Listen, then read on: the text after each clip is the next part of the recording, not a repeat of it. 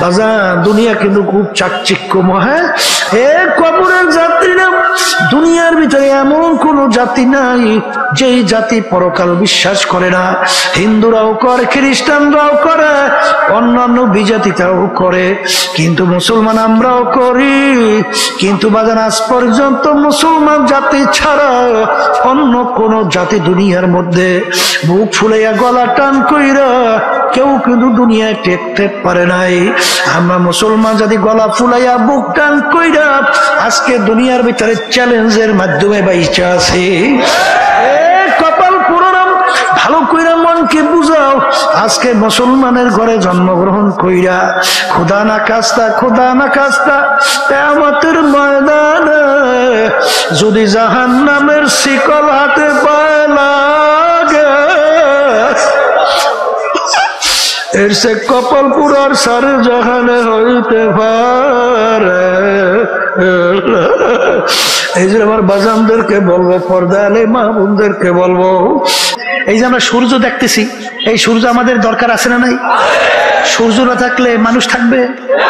দুনিয়া থাকবে? মানুষ বাঁচবে? তাহলে সূর্য আমাদের মানুষের দরকার আছে। একটা মানুষ যদি দুনিয়া না থাকে সূর্যের হবে কি? ভালো করে বুঝেন, কিছু হবে? তাহলে সূর্য আমাদের জন্য বানাইছে, কথা কয় না? এই পানির ভিতরে মাছ আমাদের দরকার আছে। একটা মানুষ না থাকলে মাছের হবে কি? তাহলে এই মাছ বানাইছে আল্লাহ কাদের জন্য? গরু আমাদের লাগে। এই একটা মানুষ দুনিয়া না থাকলে গরু হবে কি? তাহলে গরু আল্লাহ বানাইছে আসতে কন আমাদের জন্য। গাছ আমাদের দরকার আছে। একটা মানুষ দুনিয়া না থাকলে গাছের কি হবে? তাইলে সমস্ত মাখলুক আল্লাহ বানাইছেন আমাদের জন্য। আর আমাদেরকে আল্লাহ বানাইছেন আর একটু আসতে কন তার ইবাদতের জন্য। এখন ইবাদত বোঝা লাগবে না, এই বুঝের জন্য মাহফিল, কথা ঠিক না? ইবাদত একটা আরবি শব্দ। ইবাদত কি শব্দ? উর্দুতে বলে গোলামি, বাংলা অর্থ মালিকের হুকুম অনুযায়ী চলা। এটা মুখস্থ করেন, বলেন মালিকের হুকুম অনুযায়ী চলার নামই হলো ইবাদত। বলেন মালিকের হুকুম অনুযায়ী চলার নামই হলো ইবাদত। কথা ঠিক আছে? এখন আমার বাজানদেরকে বলবো, এইটা একটু সহজ বোঝার জন্য, এই নামাজ ইবাদত না? আসতে পারে নামাজ পড়া, নামাজ না পড়াও কিন্তু ইবাদত। এটা বুঝলেই হইবে। রোজা, রোজা আল্লাহ আমাদের জন্য ফরজ করছেন, ইবাদত। আবার রোজা না রাখাও কিন্তু ইবাদত। আমার কাছে আশ্চর্য লাগছে না? এখনই বুঝবেন সূর্য উঠতেছে, ওই সময় যদি কেউ নামাজ পড়েন সব না গুনাহ? আবার কোন সূর্য থেকে মাথার উপরে চলে আসছে, এই নামাজ পড়ছেন সব না গুনাহ? সূর্য ডুবতেছে, ওই সময় যদি নামাজ পড়েন সব না গুনাহ? পড়ছেন নামাজ, পাইছেন কি? নামাজ পড়ে সব পান নাই। ভালো করে বোঝেন, এই রোজা রাখলে সব না গুনাহ? কিন্তু কেউ যদি ঈদের দিন রোজা রাখেন সব না গুনাহ? রাখছেন রোজা, পাইছেন কি? কারণ কি বলেন? ওই নামাজটা মালিকের হুকুম অনুযায়ী হয় নাই, এই জন্য নামাজ পড়ছেন সব পান নাই। ওই রোজাটা মালিকের হুকুম অনুযায়ী হয় নাই, এই জন্য রোজা রাখছেন সব পান নাই, পাইছেন আমল নামায় গুনাহ। তাহলে এক কথায় যেই কাজটা মালিকের হুকুম অনুযায়ী হবে সেটা ইবাদতের ভিতরে গণ্য হবে। এইটা কি আলহামদুলিল্লাহ বুঝাতে পারলাম? এটা বুঝাতে পারলাম? এখন আলহামদুলিল্লাহ। তাহলে এখন ওয়াজ করা সহজ হয়েছে না? মাশাআল্লাহ। এখন আমার বাজানদেরকে বলি, এই আমার মালিকের হুকুম প্রতিটা মানুষের ব্যক্তিগত জীবনে আছে না নাই? মুখ খুললে বললেন। পারিবারিক জীবনে, এই সামাজিক জীবনে, এই ব্যবসা বাণিজ্যে, রাজনৈতিক, আন্তর্জাতিক, সুরাতে সিরাতে, এই সব ক্ষেত্রে মালিকের হুকুম আছে। তাহলে এইটা বোঝা লাগবে। এখন এই ব্যক্তিগত জীবন অনেকে তো গুরুত্ব দেন না, রাগ করিয়েন না কেউ, বাজার বোঝার চেষ্টা করে, বোঝার চেষ্টা করে। এই যে লম্বা জামা কইছি আমরা গাই দেই, এই পোশাকের ব্যাপারে মালিকের কোনো হুকুম নাই? আছে? আমার মালিক কি বলছে? লিবাসুত তাকওয়া যালিকা খায়র। আমার মালিক বলতেছেন পরহেজগারি লেবাস তোমাদের জন্য উত্তম। সবাই বলি সুবহানাল্লাহ। পরহেজগারি লেবাস কোনটা এটা বোঝা লাগবে না? ওয়া আরসালনাকা ইল্লা রাহমাতাল লিল আলামিন। আল্লাহর রাসূলকে আল্লাহ পাঠাইছেন শান্তির দূত হিসাবে দুনিয়াতে। কথা ঠিক কি না? আল্লাহ রাসূল সাল্লাল্লাহু আলাইহি ওয়াসাল্লাম বলেন বুইসতু মুআল্লিমা। আল্লাহ রাব্বুল আলামিন আমাকে পাঠাইছেন ওস্তাদ হিসাবে। কি হিসাবে? কি হিসাবে? এখন ওস্তাদ হইলে ছাত্র লাগে না? ছাত্র কারা বলেন? সাহাবায়ে কেরাম। বলেন কারা? এই সাহাবায়ে কেরামের সংখ্যা প্রায় 1.25 থেকে 1.5 লক্ষের কাছাকাছি। কথা বুঝেন? তাহলে সাহাবায়ে কেরামরা হইল সরাসরি আল্লাহ রাসূল সাল্লাল্লাহু আলাইহি ওয়াসাল্লামের ছাত্র। কথা ঠিক? এখন তালাশ করা লাগবে আল্লাহ রাসূল সাল্লাল্লাহু আলাইহি ওয়াসাল্লাম নিজে কোন পোশাক পরছেন এবং কোন পোশাক পরতে বলছেন।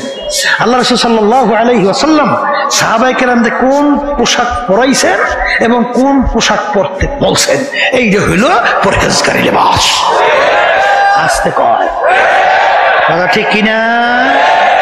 এক শ্রেণী বর্তমানে আমার বাজানরা বের হয়েছে পোশাকের ব্যাপারে কোনো গুরুত্ব দেয় না। ঠিক না? গুরুত্ব তো দেই না, বরঞ্চ এখন তারা আমেরিকা, লন্ডন, চীন, ভারত এবং বিভিন্ন বিজাতি এদের যে পোশাক আছে না, এই half shirt, full shirt, Hawaii shirt, full pant আছে না? আসতে কয় দেখি লম্বা জামার মধ্যে সব থাকছে নাই? কইতেছে এই দাড়ির মধ্যে ইসলাম থাকছে, এই মিয়া চুলের মধ্যে ইসলাম থাকছে, টুপির মধ্যে ইসলাম থাকছে, এই জামার মধ্যে ইসলাম থাকছে। তাহলে এই ইসলাম ঠেকছে কোন জায়গায়? তোমার বলে ইসলাম কোন জায়গায় ঠেকে না। ওই একটা প্রবাদ বাক্য আছে মেয়া, ওই যে একজনে শখ বুঝেন তো? শখ বুঝেন নাই? মানে হ্যাঁ মনে একটু চাহিদা, একটা হাতের ভিতরে বাঘ অঙ্কন করবে। বাঘ কি অঙ্কন করবে? এখন বাঘ যারা অঙ্কন করে তাদের কাছে বলে ভাই আমার হাতে একটা বাঘ আঁকে দাও। এখন বাঘ আঁকতে হইলে সিদ্ধ করা লাগে। এখন বাঘের মাথা মাথা মাথা আঁকবে। যেই কয়েকটা টোকা দিয়েছে, ভাই ভাই ভাই থামেন, কি হয়েছে? কলে থামোদি ভাই কি আঁকতে আসো? কলে বাঘের মাথা। বলে ভাই বাঘটা থাকবে হাতের মধ্যে, মাথা না থাকলে কি হইবে? আর একটা আঁকো। এখন পেয়াটাকা শুরু করছে, আসলেই হচ্ছে ভাই থামো দেই। এখন হাত থাকবে, বাঘ থাকবে হাতের মধ্যে, অত বাস্তব না বেটা। ওই পেট না আঁকলে হইবে কি? এখন করতে করতে এখন আর কিচ্ছু নাই। এখন করে বাঘ আঁকো। এখন ওই আকুন নেলা বলতে আছে যেই বাঘের মাথা নাই, যেই বাঘের পেট নাই, যেই বাঘের চোখ নাই, যেই বাঘের কান নাই, যেই বাঘের লেজ নাই, এ আল্লাহর দুনিয়াতে বাঘ নাই, ও বাঘ আমি আঁকতেও জানি না। কথা বুঝছো? এখন ইসলাম টুপির মধ্যে নাই, দাড়ির মধ্যে নাই, চুলের মধ্যে নাই, লম্বা জামার মধ্যে নাই, ওই পায়জামার মধ্যে নাই, পোশাকের মধ্যে নাই। তাই ইসলাম ঠেকছে কোন জায়গায় যাই? কথা বলছে। এই যে আমার বাজারদেরকে বলবো, এই পরহেজগারি লেবাস দরকার আছে না নাই? হুকুম আমার? কোন পীরে না, আল্লাহ। এই জন্য কবি এক কথায় বুঝাইছেন বাজান, না আমেরিকা লা লন্ডন সে হুলফত, হামি মস্তে মদিনা কর খোদায়া। হে মুসলমান সন্তান, তোমাদের রাস্তা আমেরিকা, লন্ডন, ভারতের রাস্তা না রে মুসলমান। তোমাদের রাস্তা হইল মদিনার আল্লাহর হাবিব শুয়ে আছেন তার দেখানো রাস্তা। ঠিক না ঠিক? তাহলে পোশাকাদির ব্যাপারে মালিকের হুকুম আছে আছে আছে। পারিবারিক জীবনে মালিকের হুকুম আছে না নাই? এক শ্রেণী আমার বাজানরা নামাজ পড়ে, রোজা রাখে, তাসবিহ নিয়ে মাওলার জিকির করে, তাহাজ্জুদের নামাজও পড়ে। ওদিকে ঘরে ছেলেটা নামাজ পড়ে না, মেয়ে নামাজ পড়ে না, স্ত্রী নামাজ পড়ে না, মেয়ে বেপরদায় চলে, স্ত্রী বেপরদায় চলে। তুমি ভালো করে যাই না রাখো। আমার মালিক বলেন উ আনফুসাকুম ওয়া আহলিকুম নার, নিজে জাহান্নামের আগুন থেকে বাঁচো, আহাল পরিবার পরিজন সন্তানাদিকে জাহান্নামের আগুন থেকে বাঁচাও। এখানে আমার মালিকের হুকুম আছে না নাই? জোরে বলা আছে না নাই? আমিনু কামা আমানান নাস, আমার মালিক বলেন তোমরা ঈমান আনবা, তোমরা আমার উপরে বিশ্বাস রাখবা। কেমন বিশ্বাস, কেমন ঈমান আনবা? আল্লাহ রাব্বুল আলামিন ঈমানের ধরন বলেন, সাহাবায়ে কেরামরা যেভাবে ঈমান আনছিল, সাহাবায়ে কেরামরা আসতে কয়, সাহাবায়ে কেরামরা যেভাবে ঈমান আনছিল এইভাবে ঈমান আনো। সাহাবায়ে কেরামদের ঈমানের অবস্থা কেমন ছিল? হ্যাঁ, এই আবু বকর সিদ্দিক রাদিয়াল্লাহু তাআলা আনহু মুসলমান না? হ্যাঁ, যুদ্ধের ময়দানে ইসলামের পক্ষে যুদ্ধ করে। ছেলে তখনও মুসলমান হয় নাই, ছেলে তখনও মুসলমান হয় নাই। ওই ছেলে তো কাফেরের পক্ষে যুদ্ধ করে। পরবর্তী ছেলে মুসলমান হয়ে গেল। এক সময় ছেলে ডাক দিয়ে বলে, আব্বাজান অমুক যুদ্ধে এমন কায়দায় আপনি আমার সামনে পড়ছিলেন, ইচ্ছা করলে আপনাকে আমি কতল করতে পারতাম, কিন্তু যেহেতু আপনি আমার আব্বা এই জন্য আপনাকে আমি কতল করি নাই। আবু বকর সিদ্দিক রাদিয়াল্লাহু তাআলা আনহু বলেন, এ আমার বৎস শোনো, আমি খোদার কসম করে বলছি, ওই সময় যদি তুমি আমার সামনে পড়তাম, সঙ্গে সঙ্গে তরবারি দিয়ে তোমার মাথা আমি দ্বিখণ্ডিত করে ফেলতাম। কারণ কারণ কারণ তখন তুমি আমার আল্লাহর শত্রু, তখন তুমি আমার রাসূলের শত্রু, তখন তুমি ইসলামের শত্রু, তখন তুমি আমারও শত্রু। হে আল্লাহর বান্দারা, হাদিসের ভিতরে আসছে আল্লাহ রাসূল সাল্লাল্লাহু আলাইহি ওয়াসাল্লাম বলছেন, কিয়ামতের ময়দানে 7 প্রকার লোককে রব্বুল আলামিন ডাইকা ডাইকা তার স্পেশাল আরশে ছায়া দান করবে। কয় প্রকার? এর ভিতরে এক প্রকার হলো হুব্বু ফিল্লাহ বুগযু ফিল্লাহ, যারা মহব্বত রাখবেও আল্লাহর জন্য, অর্থাৎ আল্লাহর সন্তুষ্টির জন্য, আর যারা মহব্বত ভাঙবে ছাড়বেও আল্লাহর সন্তুষ্টির জন্য, এই দলীয় লোকদেরকে রব্বুল আলামিন ডাইকা তার আরশে ছায়া দান করবে। কথা ঠিক না ঠিক? বর্তমানে এক শ্রেণী আমার বাজানরা বেরোছে, দল করে, দল আসতে করে, কি করে বোঝেন নাই মনে হয়, কি করে? এই দলের নেতা নেত্রী ইসলামের বিরুদ্ধে আইন পাশ করলো না ইসলামের বিরুদ্ধে হুকুম দিল, আরে নাকি নাকি না নাকি করলো, চিন্তা ভাবনা না কইরা দল করে তো করে, দল ছাড়ে না। তাইলে এখন এই আল্লাহর হুকুমের বিরুদ্ধে যারা আইন পাশ করবে, আল্লাহর হুকুমের বিরুদ্ধে যারা অন্যায়কে প্রশ্রয় দেবে, আল্লাহর হুকুমের বিরুদ্ধে যারা মিথ্যাচার করবে, এদের সঙ্গে যারা দল করবে, এদের মহব্বত কি আল্লাহর রাজি খুশির জন্য না কার জন্য? হ্যাঁ, তুমি ভালো করে যাই না রাখো, নামাজ পড়তে পড়তে তোমার কপালে দাগ পড়তে পারে, তুমি তাসবিহ নিয়ে 24 ঘন্টা আমার মালিকের জিকির করতে পারো, হজ 10 বার করতে পারো, কিন্তু তুমি ভালো করে যাই না রাখো, তোমার মহব্বত যদি আল্লাহর জন্য না হয়, মহব্বত ছাড়াও যদি আল্লাহর জন্য না হয়, তোমার জায়গা ওই কিয়ামতের ময়দানে আল্লাহর আরশে হবে না। তাহলে কিন্তু আল্লাহ রাসূল সাল্লাল্লাহু আলাইহি ওয়াসাল্লাম হাদিস মিথ্যা হইয়া যায়। জোরে বলে নাউযুবিল্লাহ।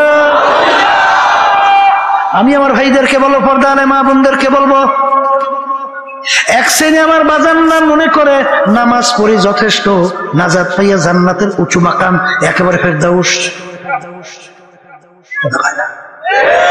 আছে না নাই? এই একটা গল্প শোনেন নাই? এই প্রবাদ বাক্য স্বপ্নের মধ্যে আপনার দেশে আমিও তো এই গোলাইয়া নাতি বুঝছেন, আমার নানা বাড়ি কিন্তু দেউল তালুকদের বাড়ি বুরহানুদ্দিন, বুঝছেন তো। আমি আপনাকে এই মাঠেরই তো সন্তান, তাই সেই হিসেবে বলতেছি আপনাকে দেশে তো ওই শীতের দিনে হাঁসের গোস খুব কায়দা করে খায়। তৈলাক্ত হাঁস নাকি, তৈলাক্ত হাঁসের গোস আর রুটি পিঠা বানাইছে চাউল দিয়া, খুব সুন্দর মোলায়েম মশাবায়ও, বুঝলেন। ওদিকে হাঁসের গোসটাও খুব তৈলাক্ত হাঁস, পাকও খুব স্বাদ হইছে। এখন ঘুমে স্বপ্নের মধ্যে মজামাই দিয়ে হাঁসের গোস আর রুটির পিঠা খায়। এর মধ্যে খায় স্বপ্নের মধ্যে, মজাও পাইছে, পেট ভরিয়া হাঁসের গোসও খাইছে। খাইলো এ তো খুব আনন্দ। এই হাঁসের গোস আর রুটির পিঠা এই স্বপ্নের পেট ভরছে, পেট ভরছে। বরঞ্চ পাশে যে খাতা খেতা ছিলেন তো চাবাইয়া ফাতা ফাতা জোরে আসবেন না, জানি ওই হাঁসের গোস রুটি চাবাই কেউ দিলে খাতা চাবাই, জোরে বুঝছেন কথা। তাহলে ওই স্বপ্নের হাঁসের গোস রুটি পিঠায় কোনোদিন পেট ভরে না। যারা নাকি অমা খলাকতুল জিন্না ওয়াল ইনসা ইল্লা লিয়াবুদুন, মালিক তোমাকে আমাকে বানাইছে তার হুকুম অনুযায়ী চলা। এই আল্লাহর বান্দারা, পর্দা আলেম মা বোনেরা, আমরা নামাজ পড়ি, আমরা রোজা রাখি, মালিকের হুকুম পালন করি। আমাদের নামাজ দিয়ে আমার মালিকের কিন্তু কিছু আসে যায় না। এই তোমার আমার নামাজ দিয়ে আল্লাহ করবে কি? আজকে কয়দিন আর নামাজ দিয়ে কোনো কাজ আছে? এই আমরা রোজা রাখি, রোজা দিয়ে আল্লাহ করবে কি? কোনো কাজ আছে? আমরা হজ করি, হজ দিয়ে আল্লাহ করবে কি? কোনো কাজ আছে? আমরা কোরবানি পশু জবাই করি, এর রক্ত গোশত আল্লাহ নেয় কি? নেয় কি? দেখে কি পায়? তোমার আমার ভিতরে অবস্থান, কথা ঠিক কিনা? হুজুর নামাজ পরীক্ষা, আর আমার মালিক পরীক্ষার জন্য দুনিয়াতে পাঠাইছে মেয়া। এখানে মেয়া করে তোমার সমস্যা যে ও আল্লাহর বান্দারা ভাই, বুঝছেন, মালিক আমাদেরকে পাঠাইছে কিসের জন্য? কথা হয় না, পরীক্ষার জন্য। আমার মালিক বলছেন লিয়াবলুয়াকুম আইয়ুকুম আহসানু আমালা, আমি পরীক্ষার জন্য পাঠাইছি, আমার হুকুম অনুযায়ী কেটা করো আর কেটা করো না। এই জন্য আমি স্বাধীনতা দান করছি। পরীক্ষার ফলে ছাত্রছাত্রী পরীক্ষা দেয় 3 ঘন্টার জন্য, ওখানে কোনো বাধা নিষেধ আছে? যা মনে করে তা লেখে, বাধা দেওয়ার কোনো আইন আছে? তাহলে পরীক্ষার হলে স্বাধীনতা দিয়া আমার মালিক বলতেছে এইটা কর, এইটা করিস না, আমি দেখবো আমার কথা মানো কিনা। কথা বলছেন? যারা মানবে আমার মালিক তাদের জন্য বেশারা সুসংবাদ, তোদের জন্য আমি মেহমানখানা বানাইয়া সাজাই আমি অপেক্ষা করতে আছি। এই কথা ঠিক না? ঠিক। আর যদি আমার কথা অনুযায়ী না চল, তাহলে জেলখানাও বানাইছি। ওই জেলখানার মধ্যে এক এক অপরাধের জন্য বিচারকের সামনে যখন আসামি বলে স্যার অন্যায় করছি একটা, মাফ করিয়ে দেন, আর করবো না, ওয়াদা করতেছি। জজ সাহেব মাফ করে না? করে। বলে ওরে আসামি, মাপের কোনো আইন নাই, অন্যায় একটা করছো, একটা শাস্তিই দেব, 2টা দেব না। কথা ঠিক? তাহলে 1 ওয়াক্ত নামাজ পড়বেন বলতে বলতে অন্য ওয়াক্ত আসছে। কেউ যদি ইচ্ছা করে 1 ওয়াক্তের নামাজ নিয়ে অন্য ওয়াক্তে কাজা কইয়া পড়েন, এই অপরাধের জন্য 2,88,00,000 বছর জাহান্নামের আগুনে জ্বলা লাগবে। একটা রোজা যদি কেউ ইচ্ছা করে ছাইরা দেন রমজান মাসে, কম পক্ষে 70,000 বছর জাহান্নামের ওই জেলখানা আগুনে জ্বলা লাগবে। কেউ যদি ইচ্ছা করে একটা মিথ্যা কথা বলেন, একটা কবিরা গুনাহ হবে, আর একটা কবিরা গুনার জন্য কমপক্ষে 7,000 বছর জাহান্নামের আগুনের ভিতরে জ্বলতে হবে। কেউ যদি যেই মহিলাদের সঙ্গে দেখা দেওয়া জায়েজ নাই, সেই মহিলাদের সঙ্গে যদি ইচ্ছা করে দেখা দেন, একটা কবিরা গুনাহ হবে, আর একটা কবিরা গুনার জন্য কমপক্ষে 7,000 বছর জাহান্নামের আগুনে জ্বলতে হবে। এ আল্লাহর বান্দারা, আল্লাহ রাসূল সাল্লাল্লাহু আলাইহি ওয়াসাল্লাম বলেন, কেউ যদি হারাম মালের দ্বারা রক্ত এবং গোশত তৈরি হয়, তার জায়গা জাহান্নাম, সারা হবে না। আমিনু কামা আমানান নাস, তোমরা ঈমান আনো সাহাবায়ে কেরাম যেভাবে ঈমান আনছিল। বাজান একটা উদাহরণ খেয়াল রাখা দরকার। আবু বকর সিদ্দিক রাদিয়াল্লাহু তাআলা আনহু গোলাম ছিল, আজাদ করে দিয়া বলে, গোলাম তুমি আজাদ, মাঝে মাঝে কিছু খাদ্য নিয়ে আসতে বলে নিয়ে আইসো। মাঝে মাঝে খাদ্য নিয়ে আসে। তুমি কিভাবে কামাই করছো? যখন দেখতেন হালাল তিনি খাইতেন। বাজান একদিন পেটও আবু বকর সিদ্দিক রাদিয়াল্লাহু তাআলা আনহু তার পেটে বড় ক্ষুধা, গোলাম খাদ্য নিয়ে আসছে, জিজ্ঞাস না কইরে খাদ্য খাইয়া ফেললো। গোলাম ডাক দিয়ে বলে, হযরত আপনি না জিজ্ঞাস করে কেন খাদ্য খাইলেন? তখন বলেন, বাবা তুমি তো অন্যান্য সময় হালাল উপায়ে তুমি আনো, আজকেও চিন্তা করছি হালাল উপায়ে আনছো, পেটেও বড় ক্ষুধা, জিজ্ঞাস না করে খাইয়া ফেলছি, এখন বলো কিভাবে তুমি কামাই করছো? গোলাম বলে, হুজুর আমি যখন কাফের ছিলাম জাদুবিদ্যার মাধ্যমে একটা লোককে তদবির করছিলাম, সেই লোকটার সঙ্গে এখন দেখা লোকটা ভালো হয়ে গেছে, ওই যে ভালো হয়েছে ওই বিনিময় আমাকে এই খাদ্য দিছে। তখন আবু বকর সিদ্দিক রাদিয়াল্লাহু তাআলা আনহু বলেন, আল্লাহু আকবার, আল্লাহু আকবার।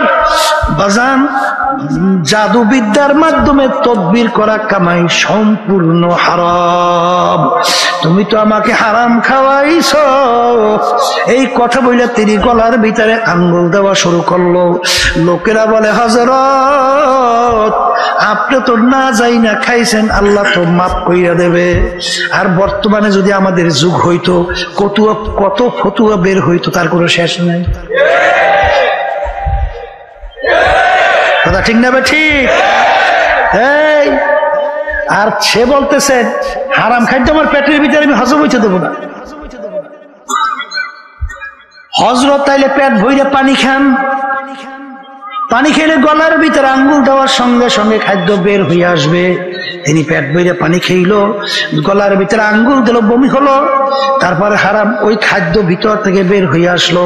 তিনি বলেন, আলহামদুলিল্লাহ, হে আমার মালিক, দয়া মায়া করে হারাম খাদ্য আমার থেকে বের করছেন। এই ছিল তাদের ঈমান, এই ছিল ঈমান। আর বর্তমানে একদল বের হইছে, এই ক্ষমতা পাইয়া ক্ষমতা সম্পূর্ণ দলের সঙ্গে জড়াইয়া টেন্ডারবাজি, সাদাবাজি, জুলুমবাজি, মিথ্যাবাজি, ধোঁকাবাজি, এই দেখে সম্পদ তো গুছায় গুছায়। শুধু তাই না, এই কানাডা সহ বিভিন্ন দেশে বেগম পাড়া পর্যন্ত তৈরি করে। ওদিকে যখন বয়স হয়, বয়স তখন যায় কই, কোলে বললেন নেতায় হজ করতে যায়, যায় কই হজ করতে যায়। হজ দিয়ে আইসে এখন নেতা রাতে কোনে তসবি যায় না, তসবি করতে আছে, বানছে বেরু একটা লাগাইছে, লম্বা জামা গাই দিয়া, এখন তো একের হাজি সাহেব। তুমি ভালো করে যাই না রাখো, যতক্ষণ পর্যন্ত যেই পরিমাণ সম্পদ তুমি ধোকাবাজি কইরা, টাউলটামি পাল্টামি কইরা, টেন্ডারবাজি, চাঁদাবাজি কইরা যেই সম্পদ তুমি ভক্ষণ করছো, ব্যবহার করছো, তুমি সম্পদ গুছাইছো, ওই পরিমাণ সম্পদ তুমি যতক্ষণ পর্যন্ত, অর্থাৎ যদি সরকারি ফান্ডের নিয়ে থাকো, সরকারি ফান্ড কোন ব্যক্তির থেকে যদি নিয়ে থাকো, ব্যক্তিকে ফেরত না দেওয়া পর্যন্ত 10 বার না, তুমি যদি 50 বার হজ করো, জাহান্নাম ছাড়া তোমার জায়গা হবে না। হাদিসের ভিতরে আছে, ইল্লা বিল হক্কুল ইবাদ, ইল্লা বিল হক্কুল ইবাদ, ইল্লা বিল হক্কুল ইবাদ। এই যে আমার বাজানদেরকে বলো তাদের ঈমান কেমন ছিল। ওমর ফারুক রাদিয়াল্লাহু তাআলার নাম শুনছেন? শুনছেন না? নীল নদীর নাম শুনছেন? নীল নদী, এই নীল নদীর আস্তে আস্তে আস্তে নীল নদীর এই প্রতি বছর একটা নিয়ম ছিল, একটা সময় পানি শুকিয়ে যাইত, আর ওই পানি শুকাইলে ওই নীল নদীর পানি খাইয়া লোকজন বাঁচে, আর ওই পানি দিয়ে ফসলাদি হয়। পানি শুকিয়ে গেলে মানুষ সব শেষ, কিন্তু করা লাগবে কি, একটা সুন্দরী যুবতী, একটা মেয়েকে ওই নীল নদীর ভিতরে বলি দেওয়া লাগবে, বলি বলি বলেন সবাই, তাহলে নীল নদীর পানি জারি হইত, চালু হইত। এখন ইসলাম যখন নাকি আমিরুল মুমিনিন ওমর ফারুক রাদিয়াল্লাহু তাআলা তার আয়াতের ভিতরে যখন নীল নদী পরিচালনার দায়িত্ব এলাকায় এসে গেছে। এখন নিয়ম অনুযায়ী তো নীল নদীর পানি শুকাইছে, এখন নিয়ম কি? সুন্দর একটা যুবতী মেয়েকে বলি দেওয়া ইসলামে জায়েজ আছে না? কয় কি জায়েজ নাই? এখন দেখবেন এক শ্রেণী কিন্তু ফতুয়া বাড়ি করবে, এই মিয়া লক্ষ লক্ষ মানুষ তাদের জীবন বাঁচা লাগে না, একটা জান গেলে করার কি, অন্তত লক্ষ লক্ষ মানুষ জীবন তো বাঁচাইতে হইবে, তাহলে একটা তো বলি দেওয়াই যাবে।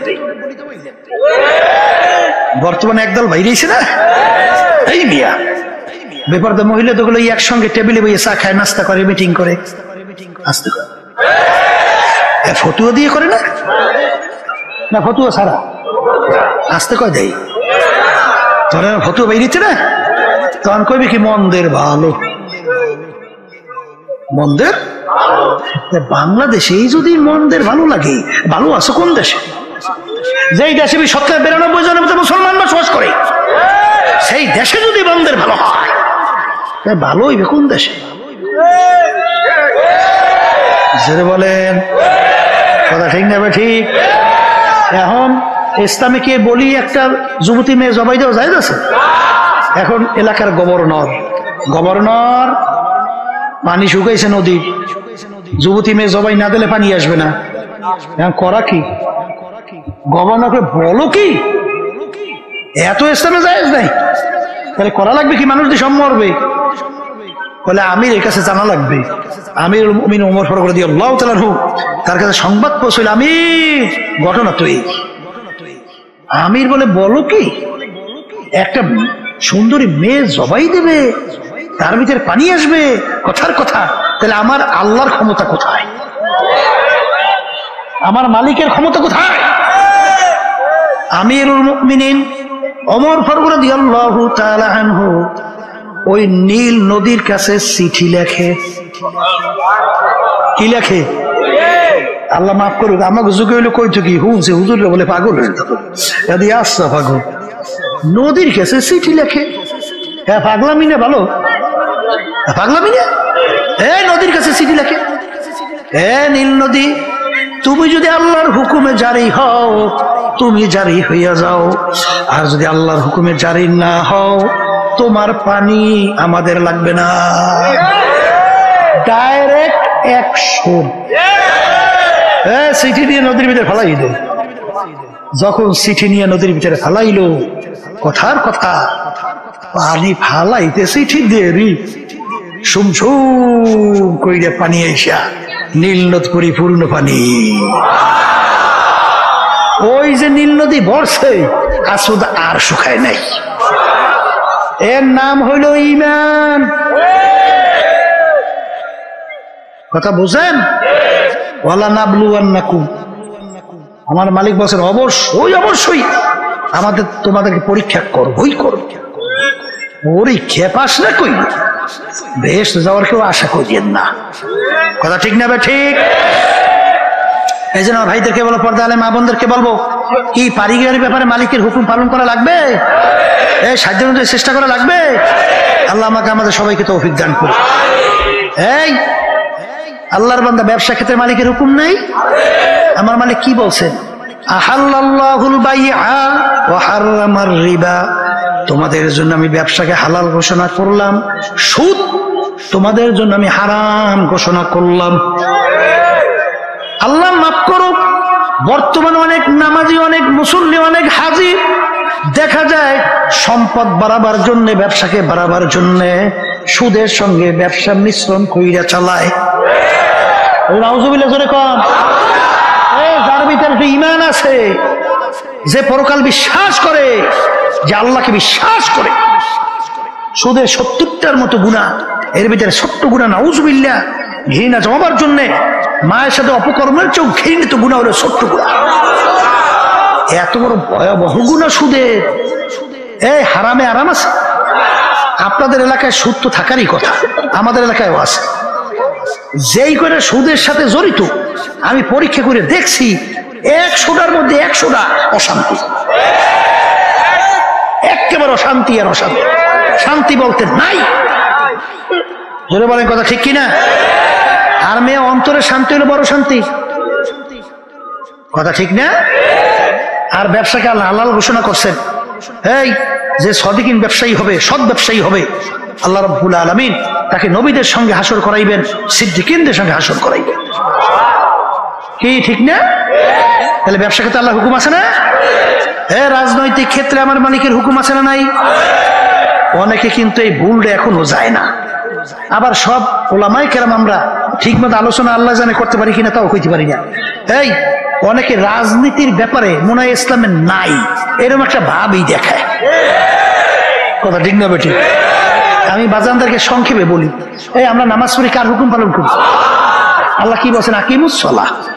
নামাজ পড়তে কইছে না প্রতিষ্ঠা করতে কইছে? কি করতে কইছে? প্রতিষ্ঠা করতে কইছে। আচ্ছা, এই জন্য আমরা নামাজ পড়ি না? তাহলে মালিক যে বলছেন তোমরা নামাজ প্রতিষ্ঠা করো, সেই মালিকই তো কোরআনুল কারীমের বলছেন আকিমুদ্দিন। তোমরা দিন কি করো না? আল্লাহ বলছে তুমি নিজে ব্যক্তি দিন অনুযায়ী চলো, এটা বলছে। কি বলছে? দিন প্রতিষ্ঠা করো নিজে।